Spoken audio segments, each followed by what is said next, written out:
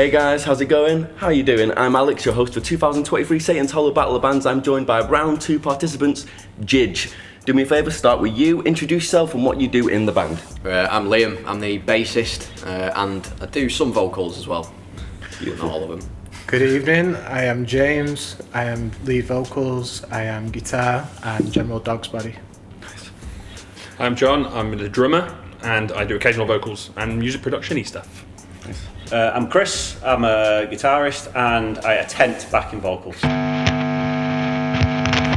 We'll start with you again. Biggest inspiration to like get you into wanting to join a band, start a band, any of that? Who, as a child, did you go up listening to that made you go, I want to do that? I think first was Cliff Burton. Okay. What? Every bassist ever. No, right. Such a vanilla answer, Liam. Fair. I mean, Cliff Burton was great, but I listen to everything. So Yeah, same. I've just Same. everything that I can think of that I can take for music inspiration, I'll just use it. Yeah, man. And doesn't matter what genre it is, I'll just use it and do Look at what I that, can sick. with it. That's sick. That's a good answer. Well done, you brought that Thanks, back. no Clever. worries. You get points for that one. Have I got the job? I'll get back to you.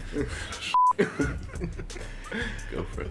Well, for me, the actual guitarist that inspired me to pick up the guitar had to be Slash. I mean, I grew up in a classic rock household anyway, but hearing Slash's first solo album and how diverse he was with the numerous styles that he did, it really flicked a switch in my brain and it got me to pick the guitar up. Vocal-wise, had to be Miles Kennedy. Yeah. Same album, Yeah, but man. just, he's got the voice. He does. It makes me quiver and tremble. Is that all? Calm down, mate. You can't see behind this desk. Crosses his legs. Cool. So I guess for me, the first one was Dave Grohl, and specifically it was Queens of the Stone Age, No One Knows. Hearing that on drums as a new musician was just like, yeah, that's all I want to do.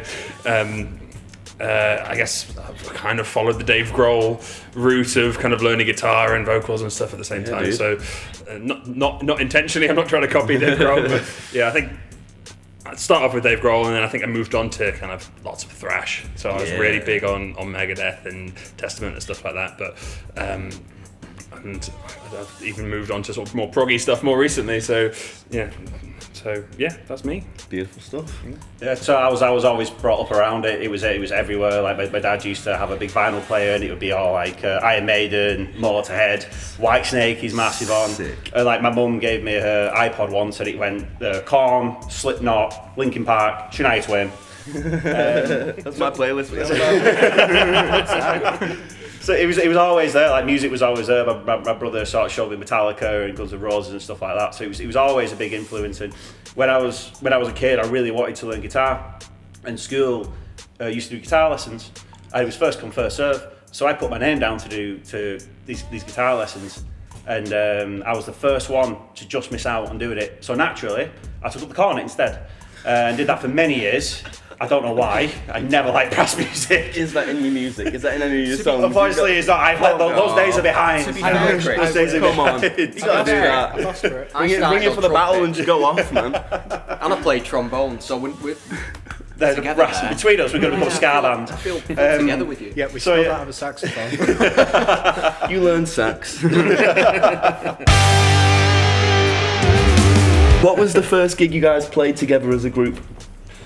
I guess that's probably different from me because I joined later. So I guess I'll let those guys answer first, and then. So the first gig that we ever did, the three of us, it was me, Liam and Chris, was at the Zombie Shack. It was after about 6 months together. Yeah. Christmas, we wrote the entire set list. We played a cover. We were dead chuffed with ourselves. In terms of John's first gig, we were very Spinal Tap for a couple of years with a rotating door of drummers, all who exploded or died. But John's broken the curse so far. And when was your first gig? So it was when I joined the band, I think you had some gigs lined up, and you had a kind of cover drummer lined up for that, who eventually couldn't do it. So I think was that? Again, died. Oh, died, yeah. So I think I kind of last minute had to come in and do that. I think there was, even for a while, there was like, did we only have like one rehearsal with all 4 of us there before the show or something? You were our most regular member. When you started, like I was missing for a week, Liam was missing for a week, Jim was missing for a week. He was the only one, when he first started joining the band, he was the only one who was there for every rehearsal. Our best member. Yeah, and that was at Retro, so that was supporting a band called the Velveteers. Oh yeah. Open for them. They went on to work with the Black Keys and Guns N' Roses, which is kind of strange thinking they played Retro Bar. And then they opened for Guns N' Roses in a stadium in America. Like, That's so sick. Flew over from America. It was so bizarre. Like to us, it's like us Manchester locals. Yeah. Retro Bar. Yeah. Guns N' Roses. Guns N' Roses. Yeah. That's sick. I'll never understand that. Never understand. Feel great. It's fun night though. Feel great. So what was the first gig that you guys as individuals went to? Like the first one you ever went to? And I don't want to hear like it was always metal. Like if you got One Direction in there somewhere, I want to hear it. We'll start with you. Work away this way. I think mine was. I think it was Bad Company actually. In terms of watching it, it was Bad Company at the MEN. Paul Rogers, a good mate of mine, Lewis was massive on him. So he basically got tickets and said, "You've got to come see him." And I think it was that. Then not long after that, it was we went to Taste of Chaos, which was like Disturbed, Hailstorm, Buck Cherry and Papa Roach, which was quite a bit different from Bad Company, but Bad Company were phenomenal. They're exceptional. Paul Rogers is amazing, one of the best singers of all time, hands down. Beautiful. So yeah, that's probably my first. Nice. For me, it was Avenged Sevenfold and Stone Sour. That was at Birmingham. I can't remember. It was one of the arenas in Birmingham. I can't remember which one. And that was, I guess that was not long after the Rev died. So that was with I forgot his name. Mike Portnoy. How could I forget Mike Portnoy's name? As the drummer, forgetting Mike Portnoy's name. With Mike Portnoy. He's out. I'm in. The drummer just Stealing a living. They had Hell Yeah there as well. That was. I just remember. I vividly remember I'd never experienced that kind of rush from like that push from the crowd before, and like we were there for we were quite close for Hell Yeah. There was like not much movement in the crowd or anything like that, and then Stone Sour came on, and then like everyone just pushed forward, and I was just so overwhelmed. Like, what's going on? Like, I didn't know this was a thing. Like, but yeah. So yeah, that was my first gig. Nice. Stone Sour. That's sick. Your turn. My first gig was seeing Glenn Hughes, who used to be the vocalist in Deep Purple once upon a time, 40-something years ago. He came around with his solo band. He played at Manchester Academy 3. September 22nd, 2010. See, it's an important date. So I have you to remembered it, eh? Have to remember it. It was life-changing. It was the first time I'd ever seen a band live, and I grew up a big Deep Purple fan, and the Glenn Hughes, David Coverdale era of Deep Purple as well had to be my favourite. So you'd get along with my dad. You would get along with my dad. That I would. But it's just there's nothing else to say. But that was the life-changing experience. And then we haven't managed to make it to Academy 3 yet, but I played a gig with another band at Academy 3, and I was walking around the entire place going, "Oh my God, They sat here.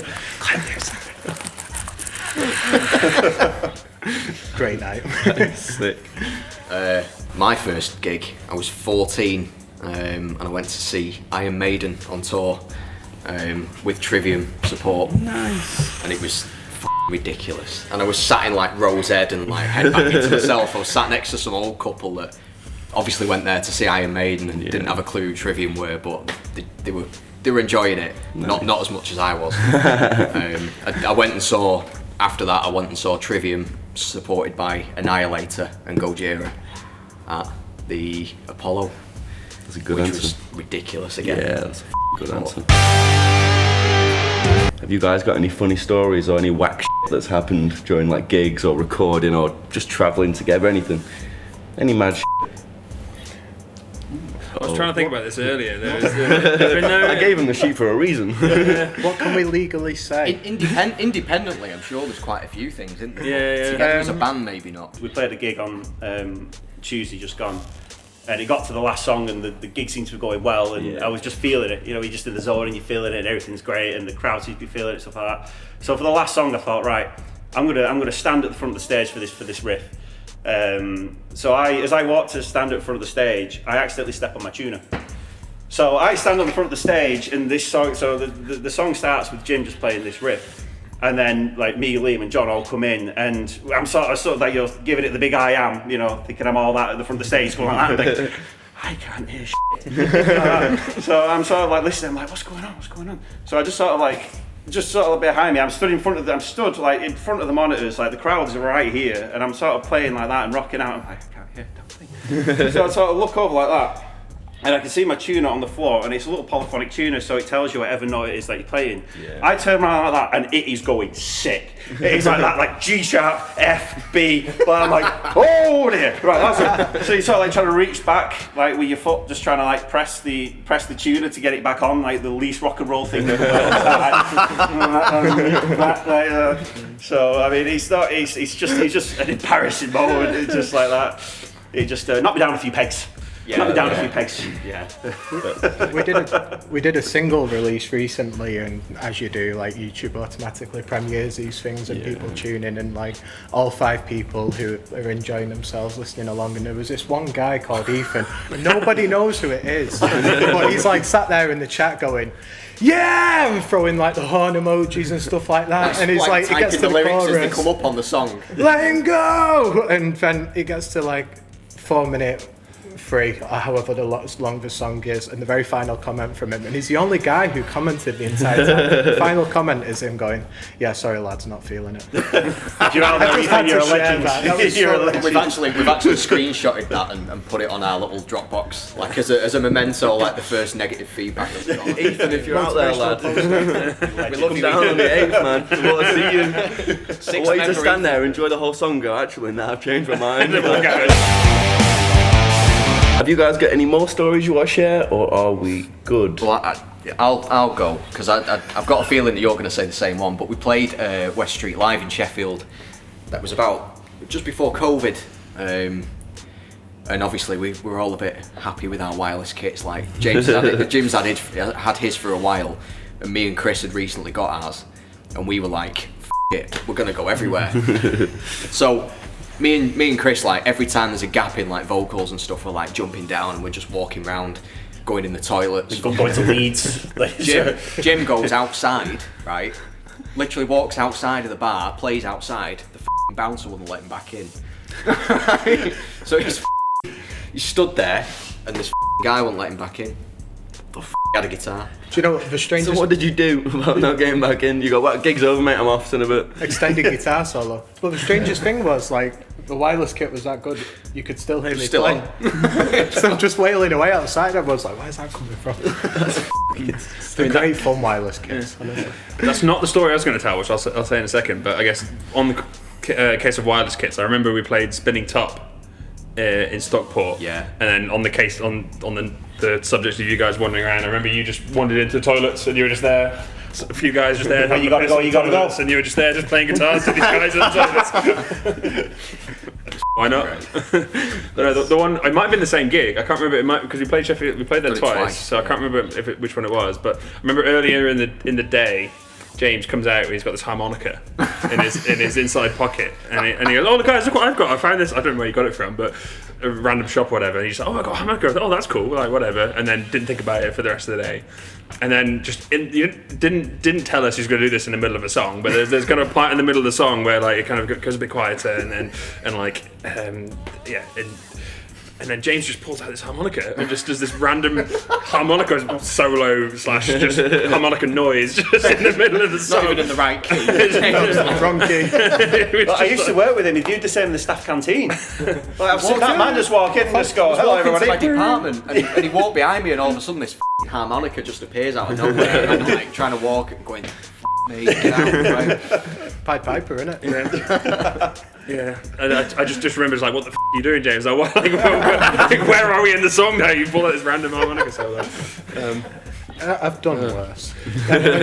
When you're like starting out as a band and you're getting to know each other, you do daft stuff. Like to experiment. You like to experiment, and sometimes you know what, it works. It becomes a gimmick, and then sometimes you just go, "Why did I do that?" Like, the amount of time we've learned to plan things out. Like, Imagine you become a harmonica band. That'd be beautiful.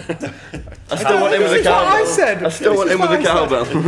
Oh, he's got a cowbell. He doesn't use it. Got two cowbells two now. Two actually. cowbells. Yeah. I know. We got spare then? Battle of the bands. Battle of the bands. We bought him one each. There's also the reggae story. Did we tell that one? Yeah, like we plan things out now, but I used to be like, I was really into like really great jam bands. I did Grateful Dead period and what's the name, Government Mule and stuff like that, and John Mayer, where used to just like, you watch them live, they're John fantastic musicians, they improvise everything, and I kept telling these guys we've got to be more improvisational live. I've grown out of it, but there's several points during several songs where I've shouted at him, and you got to think, loud band, loud music, very loud drums, very loud guitars, all you can hear is me going, "Run! Run, drum solo!" Or then like during another part of the song where it was like, "Reggae! Reggae! Reggae!" And John's like, what are you on about?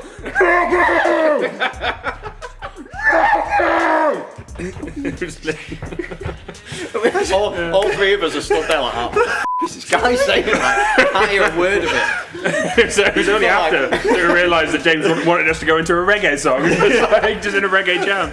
It's like, why?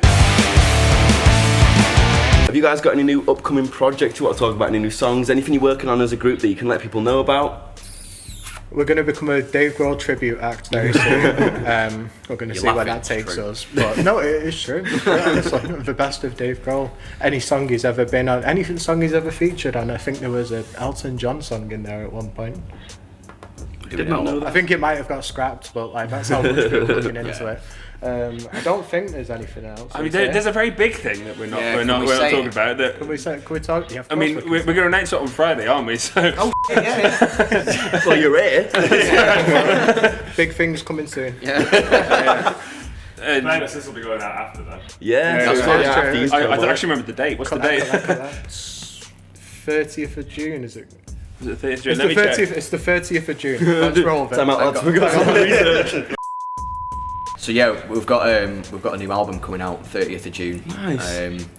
We've got another single due out soon as well before the album comes out. But yeah, we've got a big sort of album launch show scheduled for the Eagle Inn in Salford in July 22nd. 22nd. Yeah.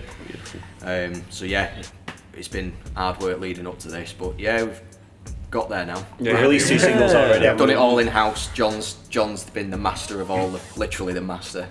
And the most devastating producer you would ever meet in your life. You'll go to John's house to record your part, and you'll sit there and he'll say, right, okay, just keep playing it. So you'll sit there and you'll do your part, and then he'll give you do another take. Naturally, you do about maybe 7-8 takes or something like that. So you'll sit there and you think, oh yeah, sounds good. That I feel like I've nailed that. And then John would put his headphones on, and go right, and he'd sit there and he'd start going through every single take, and you sat there thinking, oh, from what I can tell, that sounds okay. And then you get to the end of it and go, I think I can salvage something from that. You just die inside. I'm doing it again. You'll never be happy, John. Yeah, I can only apologise. No, you don't. Brings out the best. But I don't mean it. to get back to the actual details, because no one knows we've done gigs before where we've forgotten to mention the fact that we're even called JIJ. We're releasing our first, JIJ if you prefer. we've already got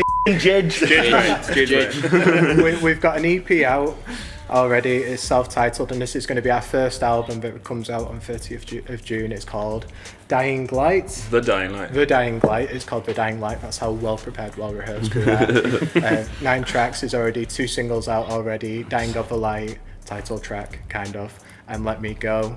Completely different sounds. One a bit more in your face, the other a bit more proggy. Already available on every streaming service. There's some more music to come between then. And yeah, we're excited for everyone to hear Yeah, it. man, and I'm hopefully excited it's the as well, start very of excited. Something groovy. Hell yeah, man. Now, here's another question for you, a bit more fun. Zombie apocalypse kicks off right now. We're all sat here, we got no beer, you've got a beer, you're It kicks off, what are we doing? I mean, I'm getting scrammed, if I'm honest. I've had leftover kebab this morning. Spending an entire lifetime on the run is not something I'm capable of. It's just like, come on, mate, just have a nibble. Let's just call it a day. I'll go on it. You'll probably not like it. So Yeah, it's just full of kebab. It tastes like old kebab, me, man. You don't want that. There's only one thing to do, and that's go to the Winchester, have a nice cold pint, and wait for it all to blow over. Number That's it. 3. So everyone says it, doesn't it? Everyone says it. Well, to me, it would give me a chance to live out my ultimate fantasy of becoming Pedro Pascal and repeating the events of The Last of Us. That's beautiful. That's beautiful. That's emotional, nearly. Who doesn't want to be Pedro Pascal? Look. Probably Pedro Pascal. I'm a simple man. That's why you're the bassist. Yeah. Make some toast. And I'd go and treat myself to a sit-down week while I'm eating my toast and a coffee. And if you think about it, right, everyone's already going to be dead, so nobody's going to go, I need the toilet. Like, I don't know why they're phoning me. So you get to sit there and just enjoy yourself, have a sit-down week, and if the poo comes, you just get on with it. You're there already, you know. And then eventually someone will come up and you'll go, well, sorry, you don't want to come in here, mate. It stinks of shit. So I'm saying, Hold on. What, did it stay there for the entire zombie apocalypse? What about what about your kids? What about your missus? well, they'd be dead, wouldn't they? You guys are playing round 2, 8th of July Battle of the Bands against Sir Curse, Stay Safe, and Nameless. Do you have any words of wisdom, advice, any words of like, hey, it, hype them up, chat some talking to any of these cameras and let them know. They'll see it. They'll see it at some point. I must Go admit, for it. When at first I was thinking, you know, these bands, because I've listened to some of these bands, I thought these bands are actually really good. We might be in a bit of trouble here, but ever since that you said you're going to play Triangle for us. Yeah, man, I'm in. You Yeah, man, game on. Yeah. He's having a 20 minute solo. No chance. Ding, ding. Ding, ding-a-ling, mother. Listen, right. It'll be a good night. we have all been in Satan's many a times. You know, it's a dream for us to play on that stage. It's one of the most unique stages in town to play in the round as well. Like some of the biggest bands in the world, it's going to be a whole awesome experience. There's lots of great bands. We're here for a good time, but as long as Pinhead Larry get knocked out straight away, and they lose and they get humiliated, I'm happy. That's all I want. Yeah, you. No, I'm Aaron, They gave me the triangle bit, now I'm in the band, I'm like, yeah, you. Aaron, I will see you outside.